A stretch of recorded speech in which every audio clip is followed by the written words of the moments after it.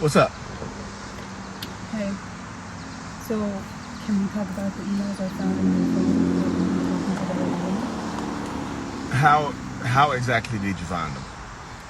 You fell asleep and I went through your phone.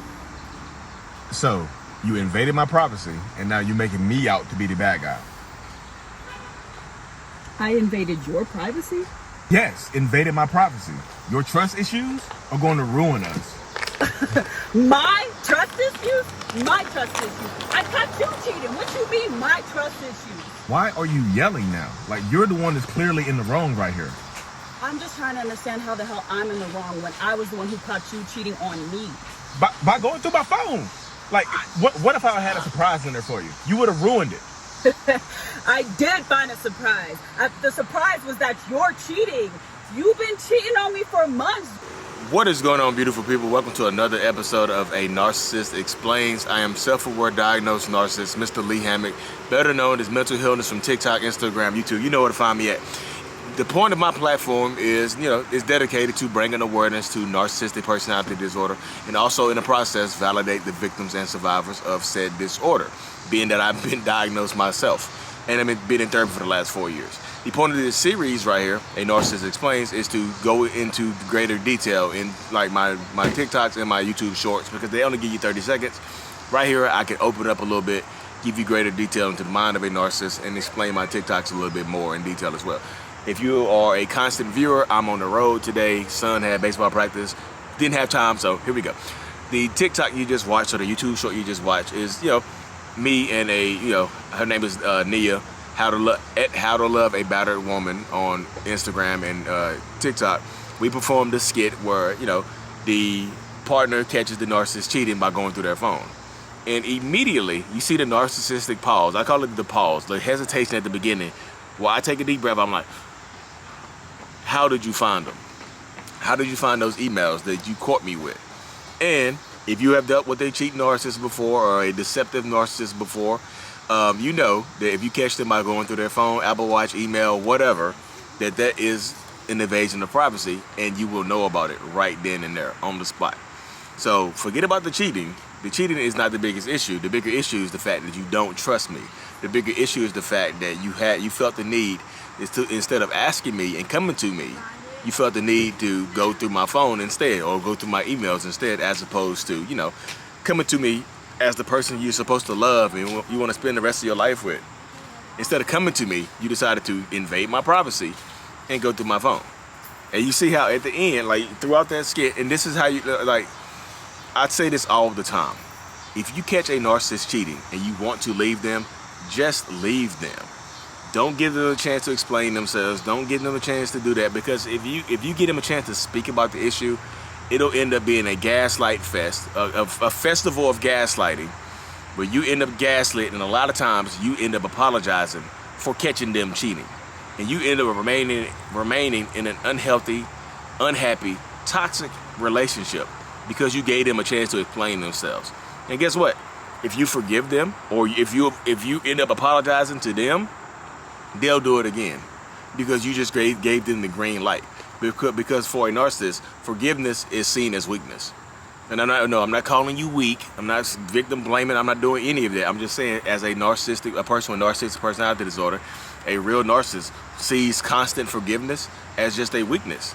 Because if you're constantly forgiving me, without any kind of changed behavior, without any kind of actual true in-depth apology, without anything, if you're just constantly forgiving me, then there's going to be viewed as a weakness, and you'll be taken advantage of. Because guess what? If you caught me by going through my emails, guess what? Email blocked. You caught me by going through my phone, guess what? Password, face recognition. You caught me by going through my Apple Watch, password on the Apple Watch, all messages deleted, wiped clean. If you constantly forgiving them, you're just making them better cheaters. And you're constantly trying to get them to, allowing them to explain themselves when you have concrete, hardcore, die-hard evidence. Like it's irrefutable evidence. Like this person, that's them, they're cheating, but for some reason you give them a chance to explain themselves. Like they feel like you okay with it. You just going to forgive them, you allow it back into your life, no matter how fast or how slowly. They feel like that you're okay with it. They feel like you're just going to continue to forgive them, so they'll just get worse. and they'll just start to blame you. I know people message me all the time with narcissists that cheat on them. They're like, my narcissist cheated on me with somebody very close to me, and I cut the other person out of my life, but I kept the narcissist. Why? You know what I mean? I kept the narcissistic person in my life, but I cut the other person off. My narcissist cheated with my best friend. My narcissist cheated with his or her boss. My narcissistic partner cheated, and I'm just slowly allowing them back into my life. Well, you slowly allowing them to treat you terribly again, and you were saying that you were okay with the behavior. That's just point blank period. I know you're like, Lee, you're victim blaming. No, I'm not victim blaming. I'm just telling you how a narcissist thinks. If you don't want to know how a narcissist thinks, you are on the wrong channel. If you don't want to hear the hard truth, you're on the wrong channel. You have subscribed to the wrong person. Because there ain't no point in me coming here and lying to you. What the hell is the point? What would I get out of lying to you on here? You know, that's stupid. I can just lie in real life instead of lying to millions of people possibly. You know, some of my stuff goes viral. I could be lying to millions of people. You know, just like, if you constantly forgive them, or if you have evidence, just act on it. Just leave. You know, I know so you can't just leave. If you have evidence and you have to make a plan to leave, then do that. Make a plan to leave. Don't even confront them about it, because then you'll be living an uncomfortable marriage sometimes. You mean uncomfortable housing situation. Y'all living together, raising kids together, and you find them cheating on you. If you don't plan on leaving, letting them know just makes for a tumultuous existence, because then they won't trust you, you won't trust them, and you just have a tough time around the kids. The kids can pick up on that negative, nasty energy. And you know, I say this all the time. Our kids, your kids deserve a fighting chance at a good life.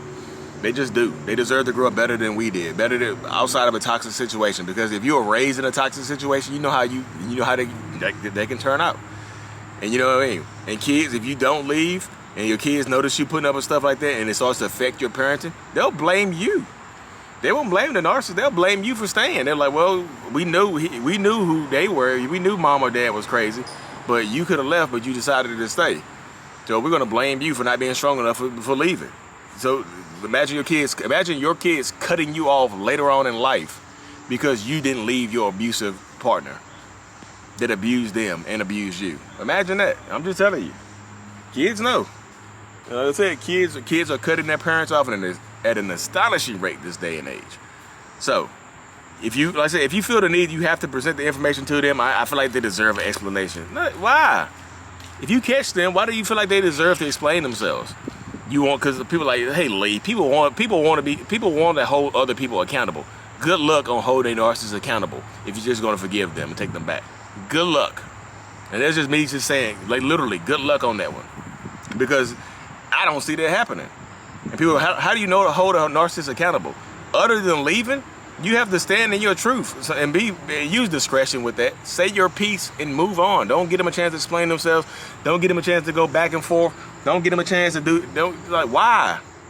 I'm just being legit with you. Why would you do that? Why would you give them a chance to go back and forth with you and argue and cause a rage? And now if they're physically violent, you know what I mean? Use discretion. Narcissists want you to feel like you're alone and don't have anybody to talk to. So use discretion, protect your peace, and do what you need to do.